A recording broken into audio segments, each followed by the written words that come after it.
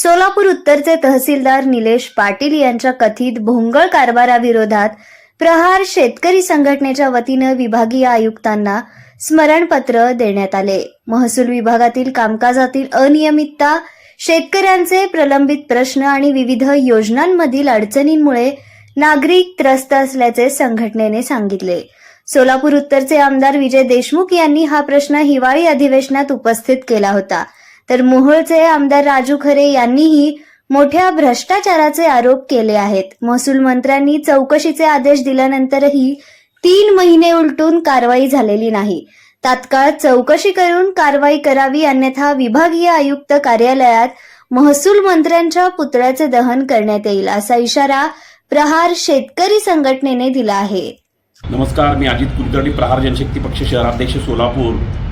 उत्तरचे तहसीलदार निलेश पाटील यांच्या विरोधात वेळोवेळी तक्रार करून आमचे सोलापूरचे उत्तरचे आदरणीय आमदार विजय देशमुख मालकांनी सुद्धा हा प्रश्न हिवाळी अधिवेशनात प्रश्न उचलला होता की बाबा तहसीलदार यांचा भोंगळ कारभार जो आहे त्याच्या विरोधात अक्षरशः लोकप्रतिनिधी सुद्धा वैतागलेले आहेत। तसेच मोहोळचे आमदार राजू खरे यांनी सुद्धा 100 कोटी रुपयाचा भ्रष्टाचार तहसीलदारांनी केलेला आहे असा त्यांच्यावर सुद्धा आरोप केलेला होता, तरी सुद्धा तहसीलदारांवर कुठल्याही पद्धतीची कारवाई नाही।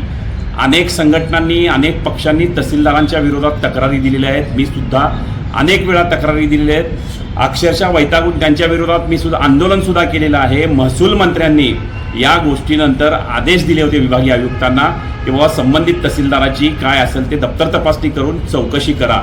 आज तागायत त्या गोष्टीला 3 महिने उलटले तरी कुठल्याही पद्धतीची कारवाई नाही।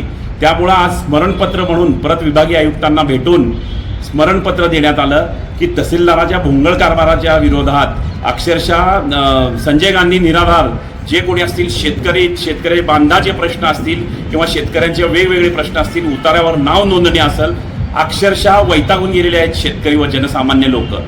आणि तहसील कार्यालयामध्ये जवळजवळ तिथं 4 अधिकारी हे अँटी करप्शनच्या जाळ्यात अडकलेले असताना सुद्धा कार्यालयीन प्रमुख म्हणून त्यांच्यावर जबाबदारी निश्चित करून महसूल मंत्र्यांनी तहसीलदारांना डायरेक्ट त्यांना कुठलंही पत्र न देता निलंबित केलं पाहिजे।